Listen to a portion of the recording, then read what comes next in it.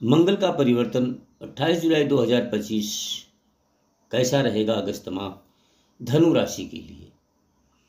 नमस्कार दोस्तों, आपका सनातन एस्ट्रोलॉजी में हार्दिक स्वागत है। हम चर्चा करेंगे मंगल के परिवर्तन का, जो 28 जुलाई को सिंह से कन्या में प्रवेश करेंगे। अब तक मंगल देव केतु से पूर्ण रूप से पीड़ित थे और फल न के बराबर दे रहे थे। अब जब बुध की राशि में कन्या में प्रवेश करेंगे तो अच्छा फल प्रदान करेंगे। हालांकि मंगल बुध परस्पर शत्रु ग्रह हैं, लेकिन 10 अगस्त तक वक्री रहेंगे बुध देव।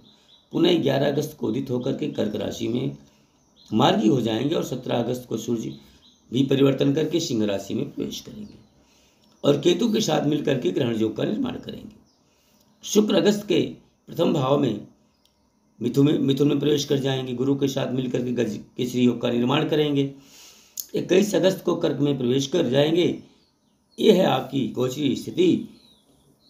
इसके आधार पर हम अगस्त माह की स्थिति का चर्चा करेंगे। एक विनम्र निवेदन है कि वीडियो पूरी देखें, तभी समझ में आएगी। यहाँ हम केवल मंगल देव के परिवर्तन की ही बात करेंगे। आपके जीवन में क्या बदलाव आएगा, एक तरह से देखा जाए तो यहीं से आपके जीवन में एक बहुत बड़ा सकारात्मक बदलाव देखने को मिलेगा।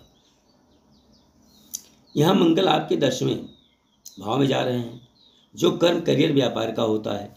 मंगल के पास 3 दृष्टियां हैं, चौथी, 7वीं और 8वीं। इनकी चौथी दृष्टि आपके लगन भाव पर पड़ रही है। 7वीं व्यापार भाव, जिसके स्वामी शनिदेव हैं, और 8वीं मीन राशि पर पड़ेगी, जिसके स्वामी गुरुदेव हैं। बहुत अच्छा कॉम्बिनेशन बन रहा है। और अब चर्चा करेंगे कि विभिन्न क्षेत्रों पर क्या प्रभाव पड़ेगा। आइए इसको जानते हैं।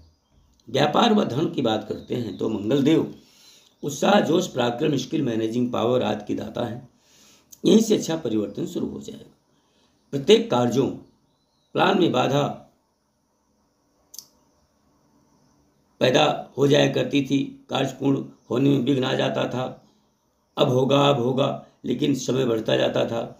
अब मंगल देव पूर्ण रूप से स्वतंत्र हो चुके हैं और अब ये तीव्र गति से अपने प्रभाव को देंगे। व्यापार आपकी पुरानी योजनाओं के अनुसार पूर्ण होना शुरू हो जाएगा और विस्तृत पैमाने पर उत्साह जोश के साथ पूर्ण करेंगे। धन की बात करें तो मिलते मिलते जो बाधा हो जाया करती थी वो अब खत्म होगी और धन की स्थिति इतनी मजबूत हो जाएगी कि व्यापार विस्तार करने में कोई परेशानी आपको नहीं दिखेगी। परिवार और मैरिड लाइफ की बात करते हैं तो मंगल देव केतु के साथ पिशाच योग से पीड़ित थे और आपके 8वें भाव में रोग, शत्रु, चिंता, हानि, मतभेद आदि का प्रभाव होता था। आप तो स्वयं अशांति और क्रोध के दौर से गुजर रहे थे। परिवार में थोड़ा तनाव, विवाद की स्थिति बन जाया करती थी और रोग, ऋण से परेशान थे। संतान पक्ष भी भटकाव की तरफ अगर कुछ हो गया था, अब वो सारी समस्याओं का निवारण हो जाएगा। पत्नी का स्वास्थ्य भी पहले से बेहतर हो जाएगा। ऑपरेशन, सर्जरी तक की नौबत आ गई थी, वह सब ठीक हो जाएगा। लव लाइफ अब पहले से बेहतर होगी। आप वैवाहिक और लव लाइफ में थोड़ा समय देने की कोशिश करें।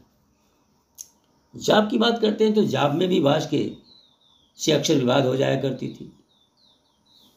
कार्यस्थल पर पॉलिटिक्स के शिकार हो जाया करते थे, विरोधी सक्रिय रहा करते थे। वह सब सारी समस्याएं अब धीरे धीरे खत्म होंगी। केवल अपने कार्यों को जिम्मेदारी से करें। प्रमोशन, ट्रांसफर संबंधित कोई शुभ सूचना मिल सकती है। इस परिवर्तन काल में आपको काफ़ी राहत मिलेगी। न्यायालय संबंधी कार्यों में सावधानी रखें, विवाद से दूरी बनाएं।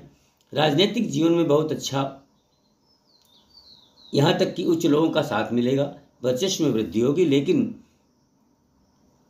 17 अगस्त को सूर्य केतु के साथ ग्रहण योग का निर्माण करेंगे, इसलिए थोड़ा सतर्कता आपको बरतनी चाहिए, नहीं तो आपको थोड़ा धोखा मिल सकता है।